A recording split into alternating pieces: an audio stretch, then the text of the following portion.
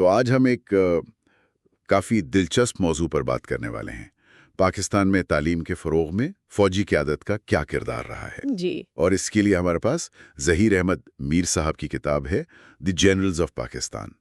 اس کے کچھ حصے ہیں جنہیں ہم آج دیکھیں گے، ان پر بات کریں گے۔ بالکل، اور یہ شروع میں ہی واضح کر دینا اچھا ہے کہ یہ جو اقتباسات ہیں یہ مصنف کے اپنے آپ کہہ سکتی ہیں محب وطن زاویہ نظر سے لکھے گئے ہیں۔ صحیح۔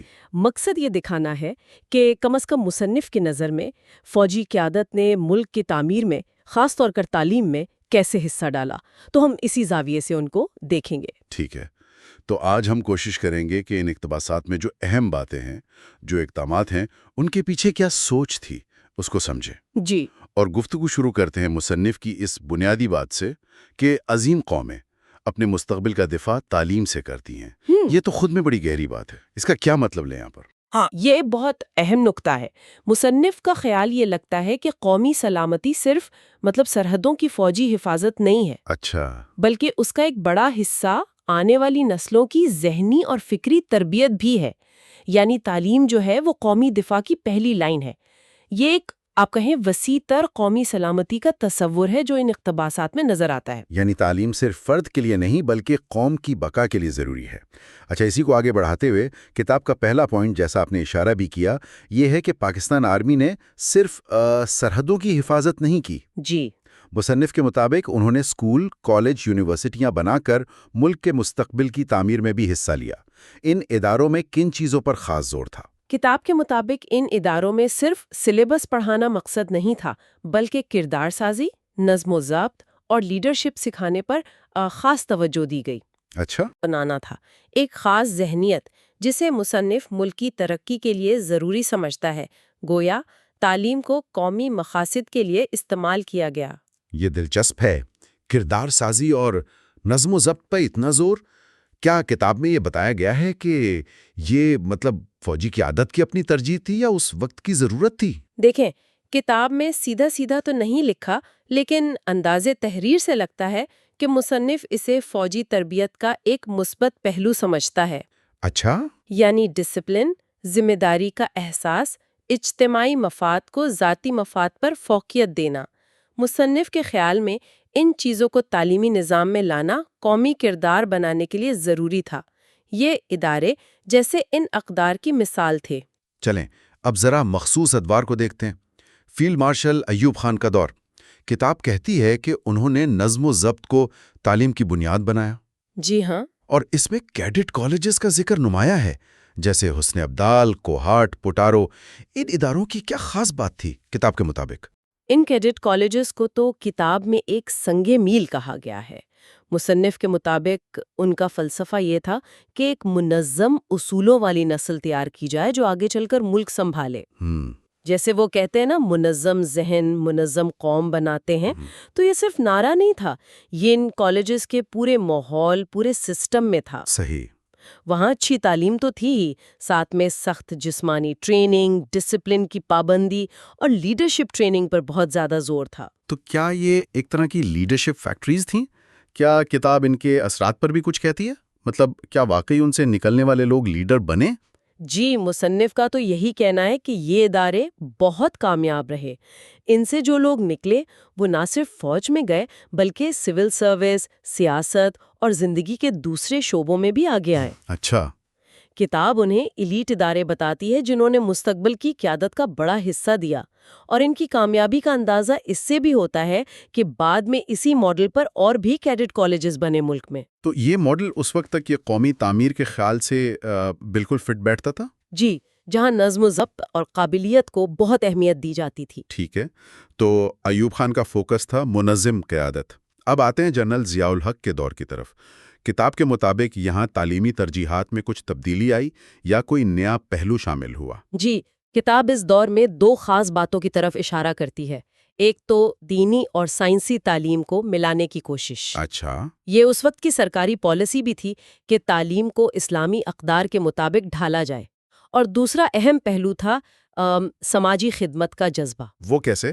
اس سلسلے میں فوجی فاؤنڈیشن کے جو اسکول تھے ان کا نیٹ ورک بڑھایا گیا، اور خاص طور پر شہداء کے بچوں کے لیے جو ادارے بنے ان کا ذکر اہم ہے۔ یہ جو امتزاج تھا دینی اور سائنسی تعلیم کا، اس کے پیچھے کیا سوچ تھی مصنف کے مطابق، اور فوجی فاؤنڈیشن کے اداروں کا کیا کردار بتایا گیا؟ مصنف کے بیان سے لگتا ہے کہ اس ملاپ کا مقصد ایک ایسی نسل بنانا تھا جو اپنی مذہبی شناخت پر فخر بھی کرے اور جدید علم بھی حاصل کرے، ایک طرح سے شاید مغربی اثرات کا مقابلہ کرنے اور اپنی تہذیب کو بچانے کی کوشش تھی۔ اور فوجی فاؤنڈیشن کو تو کتاب ایک بڑا فلاحی ادارہ بتاتی ہے جی، جس نے نہ صرف فوجی اہلکاروں اور ان کے خاندانوں کو سستی اور معیاری تعلیم دی بلکہ صحت اور دوسری سہولیات بھی دیں، اور شہداء کے بچوں کے لیے خاص ادارے بنانا۔ ہاں، یہ اہم بات ہے۔ مصنف کے نزدیک یہ ادارے کی اپنے لوگوں سے گہری وابستگی اور ان کی قربانیوں کا اعتراف تھا۔ تو تعلیم صرف علم نہیں تھی بلکہ ایک سماجی ذمہ داری اور خدمت بھی تھی۔ تو ضیاء دوران تعلیم کا دائرہ وسیع ہوا، نظریاتی پہلو اور سماجی بہبود بھی شامل ہو گئی۔ فوجی فاؤنڈیشن کا کردار یقیناً اہم رہا ہوگا، خاص طور پر دور دراز علاقوں میں۔ جی بالکل۔ اچھا، اب آگے بڑھتے ہیں جنرل پرویز مشرف کے دور کی طرف۔ یہاں کتاب ایک بالکل الگ تصویر دکھاتی ہے، ایک بڑی تبدیلی کا اشارہ ہے۔ یہ واقعی ایک واضح تبدیلی کا دور تھا، جیسا کتاب میں لکھا ہے۔ اس دور میں تعلیم کو سیدھا سیدھا معیشت سے جوڑا گیا۔ اچھا، کیسے؟ خاص طور پر آئی ٹی یعنی انفارمیشن ٹیکنالوجی اور سائنس و ٹیکنالوجی کی اعلیٰ تعلیم پر بہت زور دیا گیا۔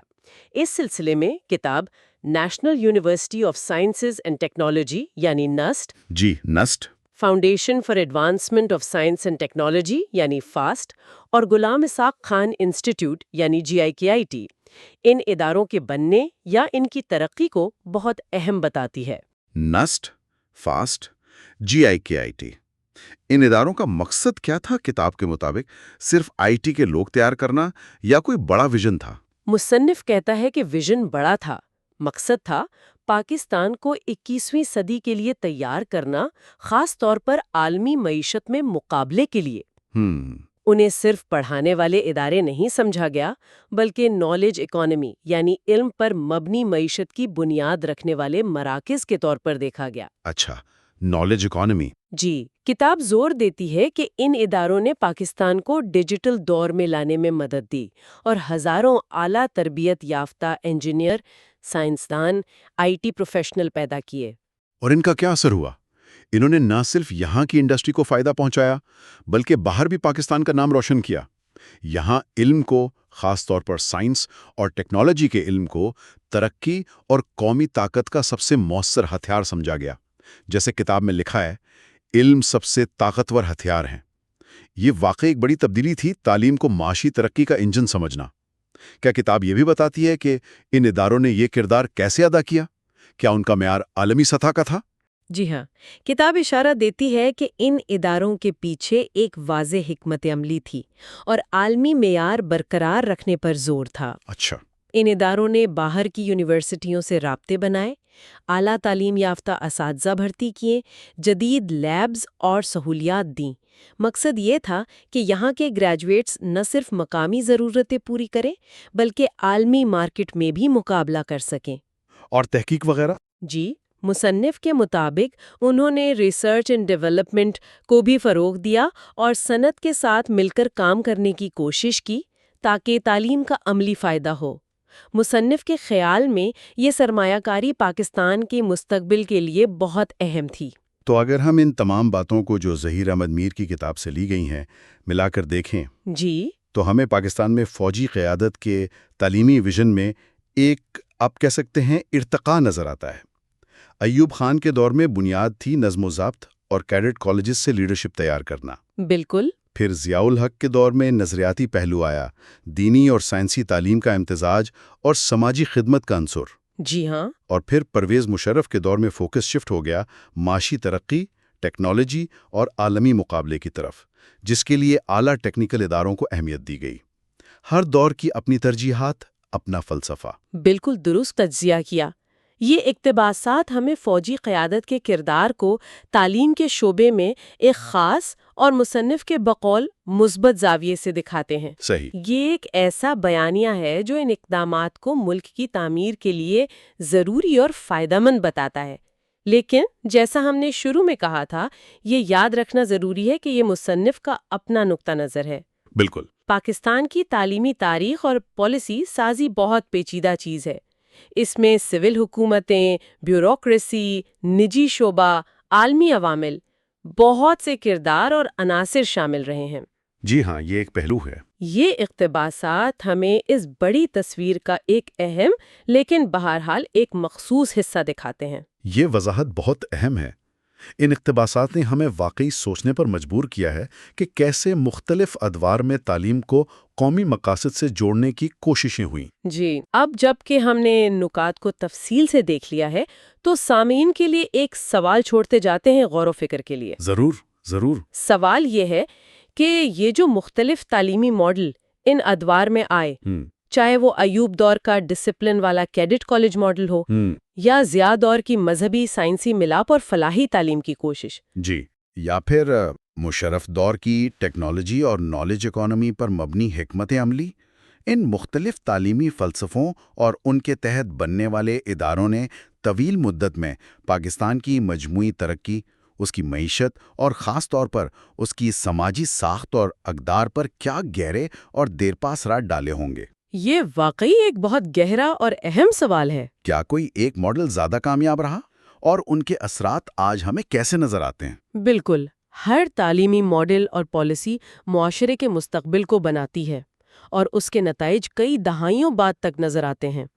ان مختلف ادوار کے تعلیمی تجربات کے لمبے عرصے کے اثرات کا اگر غیر جانبدارانہ جائزہ لیا جائے جی، تو اس سے نہ صرف ہمیں اپنا ماضی بہتر سمجھنے میں مدد ملے گی، بلکہ شاید مستقبل کی تعلیمی پالیسیوں کو بہتر بنانے کے لیے بھی کچھ اہم سبق مل سکتے ہیں۔ صحیح کہا۔ یہ ایک ایسا سوال ہے جس پر واقعی مزید سوچنے اور تحقیق کرنے کی ضرورت ہے۔ یعنی مصنوعی ذہانت یا اے آئی پر مبنی یونیورسٹیاں اور سائبر انسٹیٹیوٹس کا قیام، یہ تو روایتی راستوں سے کافی ہٹ کر لگتا ہے، ایک بڑی تبدیلی۔ بالکل، یہ ایک بڑی تبدیلی محسوس ہوتی ہے، اور یہ جو اصطلاحات ہیں، اے آئی اور سائبر ادارے، ان کو تھوڑا سمجھنا ضروری ہے۔ جب یہ ذرائع اے آئی کی بات کرتے ہیں تو مطلب ہے ایسی ٹیکنالوجی جو کمپیوٹر کو انسانوں کی طرح سیکھنے، فیصلے کرنے، مسائل حل کرنے کے قابل بنائے۔ اچھا، یعنی صرف پروگرامنگ سے زیادہ؟ جی ہاں، اس سے کہیں زیادہ۔ اور سائبر ادارے وہ ہوئے جو ڈیجیٹل دنیا، انٹرنیٹ سیکیورٹی، ڈیٹا کا تحفظ اور سائبر حملوں سے دفاع جیسے معاملات دیکھیں گے۔ اور دلچسپ بات یہ ہے، جیسا آپ نے کہا، یہ صرف کوئی نیا مضمون شامل کرنے کی بات نہیں لگتی۔ ذرائع کا زور یونیورسٹیوں اور انسٹیٹیوٹس پر ہے، باقاعدہ اداروں پر۔ اوہ!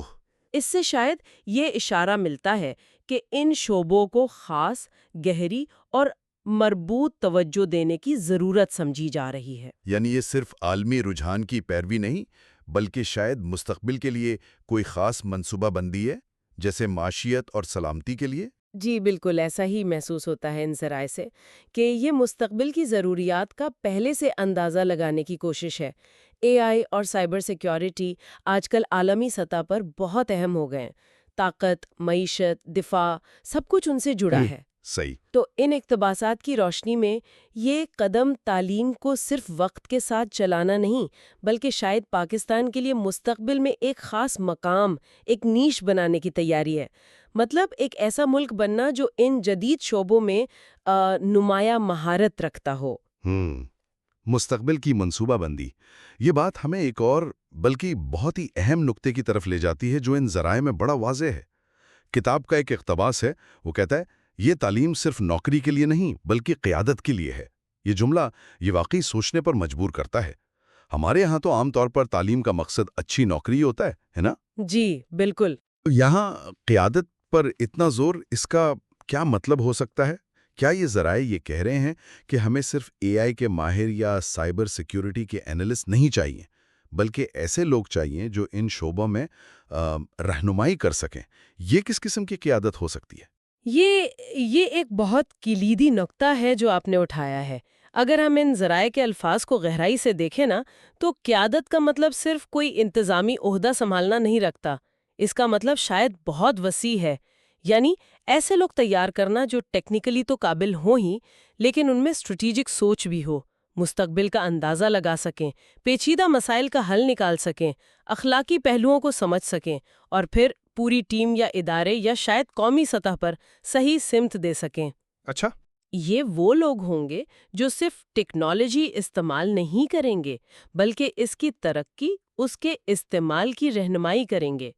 شاید ان ذرائع کا اشارہ اس طرف ہے کہ مستقبل میں اصل طاقت ٹیکنالوجی کے استعمال کرنے والوں کے پاس نہیں ہوگی، بلکہ ان کے پاس ہوگی جو اسے بنانے، کنٹرول کرنے اور اس کی سمت متعین کرنے کی صلاحیت رکھتے ہیں۔ تو کیا یہ ذرائع انڈائریکٹلی یہ بھی کہہ رہے ہیں کہ ہمارا موجودہ تعلیمی نظام شاید ٹیکنیکل ماہر تو بنا رہا ہے، لیکن وہ قیادت والی صلاحیت جو مستقبل کے ان چیلنجز کا مقابلہ کرے، اس کی کمی ہے؟ کیا یہ ایک طرح کی تنقید بھی ہے؟ یہ ممکن ہے۔ ان ذرائع میں یہ بات پوشیدہ ہو سکتی ہے۔ دیکھیں، جب بھی کوئی نظام یہ کہتا ہے نا کہ ہمیں نوکری سے آگے بڑھ کر قیادت پر توجہ دینی ہے، تو اس کا مطلب اکثر یہی ہوتا ہے کہ موجودہ صورتحال میں قیادت کی کمی محسوس ہو رہی ہے، یا کم از کم مستقبل کی ضروریات کے لیے موجودہ تیاری کافی نہیں سمجھی جا رہی۔ صحیح۔ تو یہ ذرائع شاید اسی بات پر زور دے رہے ہیں کہ اے آئی اور سائبر جیسے طاقتور شعبوں میں صرف ٹیکنیکل مہارت کافی نہیں، بلکہ ان شعبوں کو قومی مفاد میں صحیح سمت دینے کے لیے ویژنری، قابل رہنماؤں کی ضرورت ہے۔ یہ صرف لیبر فورس تیار کرنے سے بہت آگے کی بات ہے۔ یعنی یہ قومی ترقی کے ایک بڑے ویژن کا حصہ لگتا ہے۔ جی ہاں، ایسا ویژن جہاں مستقبل کی ٹیکنالوجی کو صرف اپنایا نہیں جائے گا، بلکہ اسے فعال طور پر تشکیل دیا جائے گا۔ اس قیادت والے نقطے کو ذہن میں رکھتے ہوئے کتاب میں ایک اور بڑی طاقتور مثال، ایک تشبیہ استعمال کی گئی ہے جو شاید اسی خیال کو مزید پکا کرتی ہے۔ لکھا ہے، تلوار زمین کا تحفظ کرتی ہے، قلم قوم کو بناتا ہے۔ یہ تو بہت مشہور قول ہے۔ جی ہاں، بہت مشہور ہے۔ تو اس تشبیہ کو اے آئی اور سائبر تعلیم کے اس نئے دور کے تناظر میں پیش کرنا، اس کا کیا مطلب نکلتا ہے؟ یہ اس تعلیمی تبدیلی کو کہاں کھڑا کرتا ہے؟ دیکھیں، یہ تشبیہ بنیادی طور پر علم، تعلیم اور سوچ کی اہمیت کو قومی دفاع کے برابر، بلکہ شاید اس سے بھی زیادہ بنیادی حیثیت دے رہی ہے۔ جس طرح فوجی طاقت یعنی تلوار ملکی جغرافیائی سرحدوں کی حفاظت کرتی ہے، اسی طرح علم اور تعلیم یعنی قلم قوم کی نظریاتی بنیادوں کو مضبوط کرتا ہے، اس کی شناخت بناتا ہے، اس کی ترقی اور بقا کا ضامن ہوتا ہے۔ اب جب ان ذرائع میں یہ تشبیہ اے آئی اور جدید تعلیم کے لیے استعمال ہو رہی ہے، تو یہ ان نئے شعبوں کو صرف پیسے کمانے کا ذریعہ نہیں سمجھ رہے ہیں، یہ انہیں قلم کی جدید ترین، طاقتور ترین شکل قرار دے رہے ہیں۔ اچھا، گویا یہ کہا جا رہا ہے کہ 21ویں صدی میں قوم کی تعمیر، اس کی حفاظت اور اس کا مستقبل اسی جدید قلم یعنی اے آئی اور سائبر کی مہارت اور قیادت سے جڑا ہے۔ یہ تو ان تعلیمی کوششوں کو قومی سلامتی کی سطح کی اہمیت دینے والی بات ہوئی۔ یعنی یہ صرف معیشت یا روزگار کا معاملہ نہیں رہا، بلکہ یہ قومی تعمیر اور شاید قومی بقا کا معاملہ سمجھا جا رہا ہے ان ذرائع کے مطابق۔ جی بالکل۔ یہ تو تعلیم کو بالکل ایک بہت اونچے درجے پر دیکھنے والی بات ہے۔ جی بالکل۔ کیا یہ ذرائع یہ بھی بتاتے ہیں کہ یہ جدید قلم قوم کو بناتا کیسے ہے؟ مطلب کیا یہ معاشی طاقت سے، یا دنیا میں اثر و رسوخ سے، یا کوئی اور طریقہ؟ ذرائع میں اس کی پوری تفصیل تو نہیں ہے، لیکن جو زبان استعمال ہوئی ہے، جیسے قیادت پر زور، قومی تعمیر کا حوالہ، اس سے اندازہ ہوتا ہے کہ قوم بنانے کا مطلب کئی پہلوؤں پر محیط ہے۔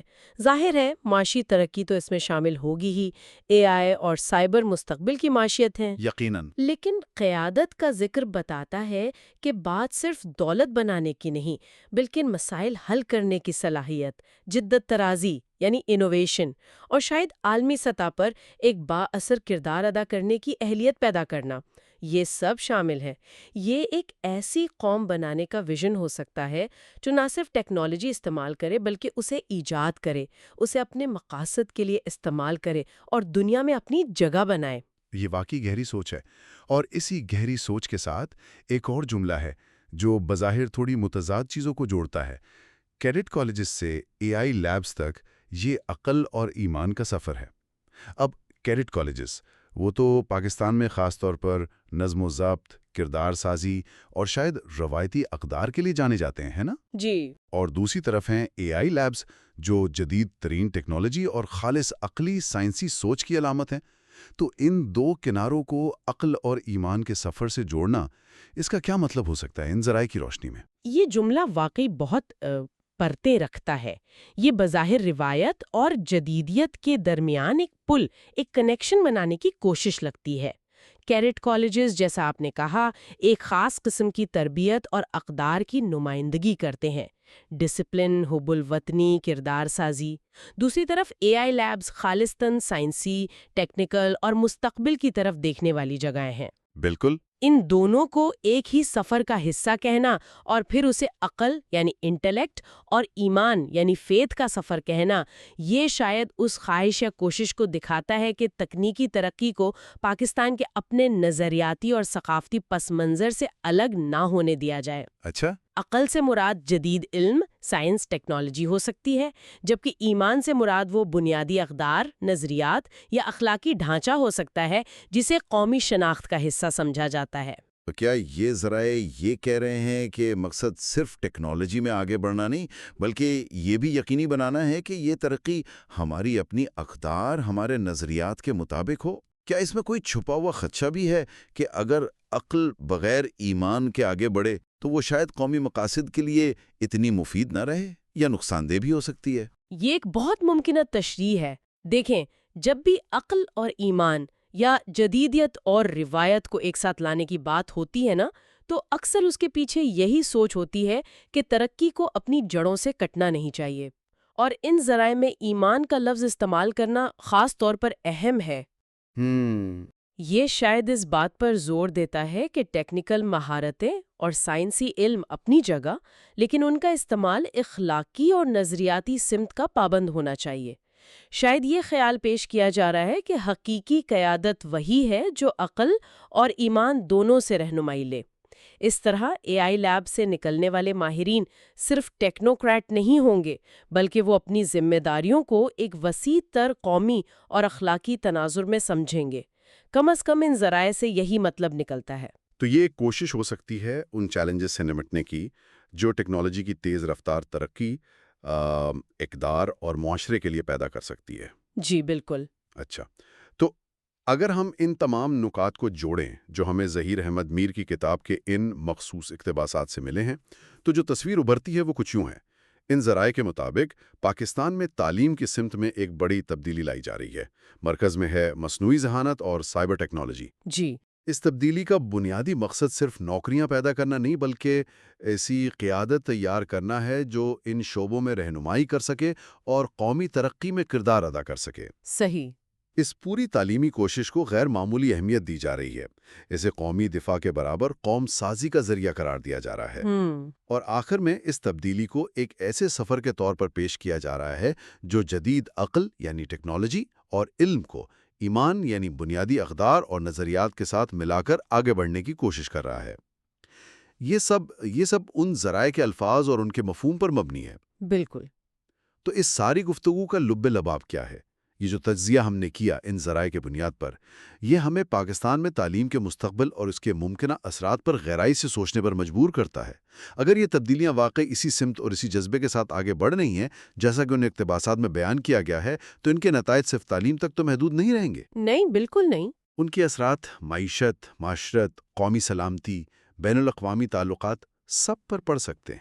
جی ہاں، اور جو حتمی نقطہ غور کرنے کا ہے وہ یہی ہے کہ یہ تبدیلی صرف ٹیکنیکل نہیں بلکہ گہری نظریاتی بنیادوں پر استوار کی جا رہی ہے۔ ان ذرائع کے مطابق قیادت سازی اور قومی تعمیر کے بڑے اہداف کے ساتھ جوڑ کر۔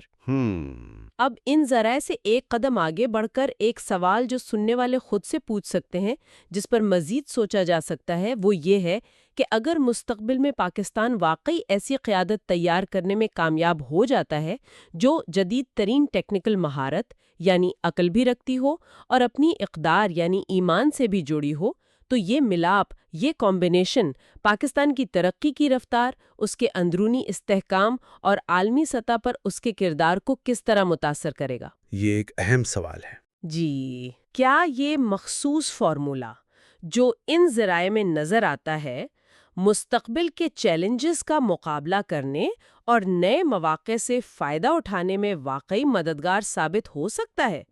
اور اس راستے میں کیا غیر متوقع پیچیدگیاں یا رکاوٹیں آ سکتی ہیں؟